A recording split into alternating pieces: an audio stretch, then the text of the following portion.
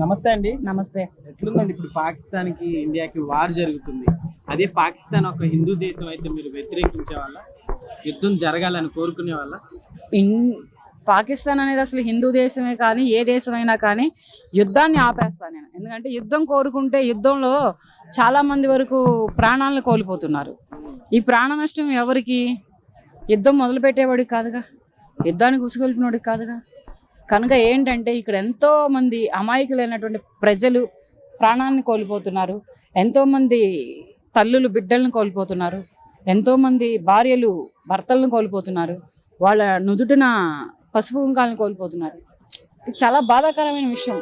కాకపోతే వాళ్ళు వ్యాఖ్యానించిన వ్యాఖ్యలు నచ్చక నేను కూడా కొన్ని ఫైర్ అయ్యాను.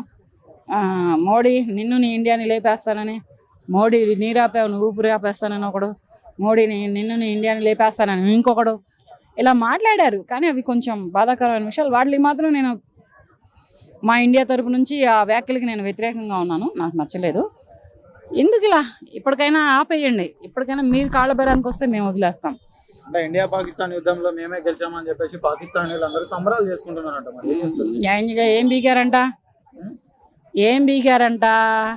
అమెరికా నుంచి ట్రంప్ వచ్చి కూర్చోబెట్టి సర్ది చెప్పి ఆగిపోండిరా, లేకపోతే మేము వచ్చామంటే ఇండియా తరపు నుంచి మీ దేశంలో మొలక కూడా మొలకనేకుండా చేస్తామని బెదిరించి ఆపేసారు. ఎవరైతే ఒక ముగ్గురు వచ్చి చంపేశారో, సో మెయిన్ వాళ్ళని పట్టుకోకుండా మన ఇండియా యుద్ధానికి ముందు ఇండియాని ఇంట్రెస్ట్ చూపించింది అన్నట్లుగా కూడా కొంతమంది కామెంట్ చేస్తున్నారు. సో దీన్ని ఎలా చూడొచ్చు అంటారు? చూసేదేముంది, అక్కడ వీళ్ళు ముందర వాళ్ళ ముగ్గురిని పట్టుకుందాం అనే ప్రయత్నం మీదనే వీళ్ళు వెళ్ళేటప్పటికి వాళ్ళే యుద్ధానికి దిగారుగా. వీళ్ళు వచ్చి మా పాకిస్తాన్ ఎక్కడ లేపేస్తారనే భయానికి వాళ్ళు ఎదురు అనేది ఒక గోడ దూకితే వెళ్ళిపోయేది, ఇది క్లోజ్ అయిపోయేది కాదు. అలాంటిది జరిగిన వెంటనే ఎందుకని యాక్షన్ తీసుకోలేదనే క్వశ్చన్ కూడా ఇప్పుడు వస్తుంది. సో దాన్ని ఎలా చూడొచ్చు? తీసుకోలేదు, తీసుకున్నారుగా. పర్యాటన కోసం సరదాగా చూడటం కోసం కాశ్మీర్ పోయారు మన ఇండియన్ ప్రజలు. పోయినందుకు అక్కడ ప్రాణాలు తీశారు కదా, దానికి వెంటనే తీసుకున్నారు. వెంటనే వెళ్ళిపోరు కదా. వెంటనే వెళ్ళిపోరు, ఎట్లా వెళ్ళిపోతాం? ఎందుకు వెళ్ళరు? వెళ్ళారుగా, మనోళ్ళు వెళ్ళారుగా ఇక్కడ ఇండియా నుంచి. మనోళ్ళు వెళ్ళబట్టి అది యుద్ధం అనుకొని వాళ్ళు యుద్ధానికి దిగారు. మన వాళ్ళు చేస్తుంది దాడి అనుకొని వాళ్ళు ప్రతి దాడికి దిగారు. ఇక్కడ నష్టపోయింది ఎవరు? ఇక్కడ జిల్లాలు లేచిపోయింది ఎక్కడ? పాకిస్తాన్లో లేచిపోయినాయి. ప్రాణాలు లేచిపోయింది ఎక్కడ? పాకిస్తాన్లో. ఒకడెవరో ఏమన్నాడు, మోడీ నీరాపేసావు సింధు జలాలు, నీ ఊపిరి ఆపేస్తానన్నాడు. వాడు ఊపిరి ఆపేశాడు మోడీ. తర్వాత ఇంకోటి ఏం జరిగింది, మోడీ నిన్ను నీ ఇండియాని లేపేస్తానన్నాడు. ఇంకా వాడిని లేపలేదు, ఎందుకో నాకు అర్థం కావట్లేదు ప్రస్తుతానికి. ఓకే, ఇంకొకటి ఇక్కడ వైఫల్యం కూడా మనది అయిపోయి ఉన్న చూసుకునే ఛాన్స్లు ఏమైనా ఉన్నాయంటే ఏం చెప్తారు? ఇప్పుడు టెర్రరిస్టులు వచ్చి మన ఇండియా, అది ఒక బార్డర్, ఒక ఎంతో మంది ఇండియాలో చాలా ఫేమస్ టూరిజం ఉన్న ప్లేస్ కదా అది. సో అలాంటి ప్లేస్లో ఆర్మీని పెట్టడానికి లేకుండా చేశారు కదా.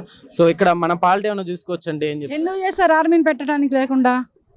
టూరిజం, ఇండియాలో ఉన్న టూరిజం ప్లేస్ అవును. సో అలాంటప్పుడు అక్కడ సెక్యూరిటీ అనేది పెట్టాలి కదా.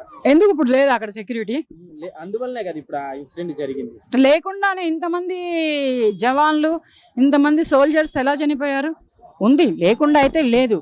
కాకపోతే ఎప్పుడో ఇక్కడ మన హైదరాబాద్లో జరిగిన బాంబు దాడులే కానీ మక్కా మసీదు, గోకుల్ చాటు, బ్లూమినీ పార్కు, దిల్సుఖ్ నగర్, సాయిబాబా టెంపుల్ వీటిల్లో జరిగినందుకు కూడా వాళ్లే కారకులు.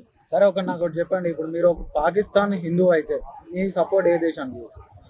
నేను పాకిస్తాన్ హిందూ అయితే తప్పు నా దేశంలో ఉంటే నా దేశానికి నేను సపోర్ట్ చేయను, ఎదురు దేశానికే చేస్తాను. పాకిస్తాన్ హిందువులలో కూడా దాడి జరుగుతా ఉన్నాయి అక్కడ ఉన్న వాళ్ళు కూడా అని చెప్పేసి కొన్ని వార్తలు అయితే వస్తున్నాయి. మరి తప్పు వాళ్ళది ఉంది కనుకనే వాళ్ళే దాడులు చేసుకుంటున్నారు. మాకు ఈ దాడులు వద్దు, మా ప్రాణాలు మాకు ముఖ్యం, మేము కలిసి ఉంటాం, మమ్మల్ని కలపండి, కలిసి బ్రతికేలాగా చెయ్యండి అని చెప్పేసి వాళ్ళు దాడుల గురించి మాట్లాడారు అంతే. ఓకే, రీసెంట్గా ఇప్పుడు మన తెలుగు రాష్ట్రాల్లో మురళీ నాయక్ చనిపోవడం జరిగింది కదా. సో నిజంగా ప్రతి ఒక్కరు ప్రౌడ్గా ఫీల్ అవ్వాల్సిన టైం ఇది. సో ఎలా అనిపిస్తుంది? బాధాకరమైన విషయము అది. ఏంటంటే ఆ తల్లికి ఆ కొడుకు చాలా శోకాన్ని మిగిల్చాడు. ఆ తండ్రి పవన్ కళ్యాణ్ గారిని పట్టుకొని ఎక్కి ఏడ్చాడు. ఒక్కగానొక్క కొడుకు. ఆ కొడుకు నేను వద్దురా బాబు నువ్వు ఆర్మీకి అని చెప్పినా కానీ వీళ్ళు కావాలని వెళ్ళి వాడు ట్రైనింగ్ అయి వెళ్ళాడు. దాని మీద ఏంటంటే చాలా బాధాకరమైన విషయం. ఆ కొడుకుని ఆ తల్లిదండ్రులకు తెచ్చి ఇవ్వలేం. పవన్ కళ్యాణ్ గారు 25 లక్షలు విరాళాన్ని సమర్పించిన అండ్ ఎంత భూమిని, ఎంత పొలాలని, స్థలాలని ఇచ్చినా కొడుకు లేని లోటుని ఆ తల్లిదండ్రులకి ఎవరూ తీర్చలేం. ఇప్పుడు యుద్ధం ఆగిపోతే బెటర్ అంటారా, ఇంకా కొనసాగితే బెటర్ అంటారా? ఆగిపోతేనే బెటర్. ఎందుకంటే ఒక రాజీకి వచ్చి వాళ్ళైనా వీళ్ళైనా ఎవరైనా యుద్ధాన్ని ఆపేస్తే చాలా బాగుంటది. ఎందుకనంటే యుద్ధం చేసి ఏం సాధిస్తున్నారు? జమ్మూ కాశ్మీర్ని వాళ్ళు వాల్చుకుంటున్నారా? లేదు, ఇండియానే వాల్చేసుకుంది, ఇండియానే పెట్టుకుంది దాన్ని. వాళ్ళకేం వెళ్ళదు కదా. వెళ్ళినప్పుడు ఎందుకు వాళ్ళు యుద్ధానికి దిగుతున్నారు? ఎవరు ప్రాణ నష్టాలను కోరుకుంటున్నారు? ఏ తల్లులకి కడుపు సోకాన్ని మిలుస్తున్నారు? ఏ పిల్లల్ని అనాథలను చేస్తున్నారు తండ్రి లేకుండా? ఏ ఆడపడుచుల్ని భర్తలేని బలిపశువులను చేస్తున్నారో తెలియట్లేదు. కానీ జమ్మూ కాశ్మీర్ లోని పిఓకే మనదని చెప్పేసి మన వాళ్ళు అంటా ఉన్నారు, మరి పిఓకే మాదని చెప్పేసి పాకిస్తాన్ అంటా ఉన్నారు. పిఓకే మనదే, పిఓకే మనదే, వాళ్ళకేం సంబంధం లేదు. పాకిస్తాన్ వాళ్ళకి ఏ సంబంధం లేదు, అది మనదే. Thank you. ప్రజలు కూడా అతను చనిపోవడాన్ని జీర్ణించుకోలేరు, కానీ తప్పదు, దేశం కోసం త్యాగం చేసింది కాబట్టి ఒక వీరుడిగా గుర్తింపు ఉంటుంది. ఓకే అన్న, ఇప్పుడు వేరే ఇతర దేశాలు ఎక్కడైనా కూడా ఆర్మీ అంటే ప్రాణాలు వదలడానికి భయపడతారు, కానీ మన దేశంలో మాత్రం చాలా హ్యాపీగా దేశ రక్షణ కోసం ప్రాణాలు కూడా వదిలేస్తారు, హ్యాపీగా వదిలేస్తారు. సో అలాంటి సైనికుల గురించి ఏం చెప్తారు? అలాంటి సైనికులు ఉండడం మన దేశ గర్వకారణం. జై జవాన్ జై కిసాన్ అనే పదాల్లోనే ఉన్నాయి. కానీ ఇప్పుడు ప్రస్తుతానికి ఏమైపోతుందంటే పొలిటీషియన్ చుట్టూ లేకపోతే ఫిలిం ఇండస్ట్రీ చుట్టూ వీళ్ళ చుట్టూ తిరుగుతారు ఈ ఎర్రిపప్పలంతా. ఏమంటాం, ఈ ఆర్మీలో ఈ సైనికుల కోసం వాళ్ళు సేవలు చేసే వాళ్ళకు సెల్యూట్ చేసుకోవాలి. వాళ్ళు ఎక్కడ కనిపించినా వాళ్ళకి కనీసం వాటర్ బాటిల్ ఒక ఫుడ్ ఇవ్వడానికి కూడా ఎవరు పెద్ద సాహసించరు.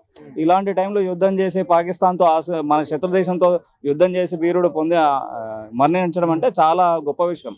ఒకసారి ఇప్పుడు మనము ఏం చేసినా కూడా వాళ్ళ ప్రాణాలు అయితే తిరిగి తీసుకురాలేము.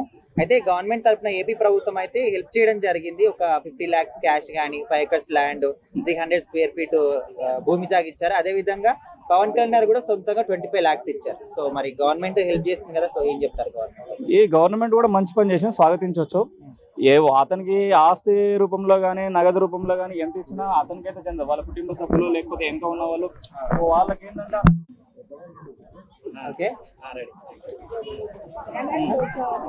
Bro hi bro.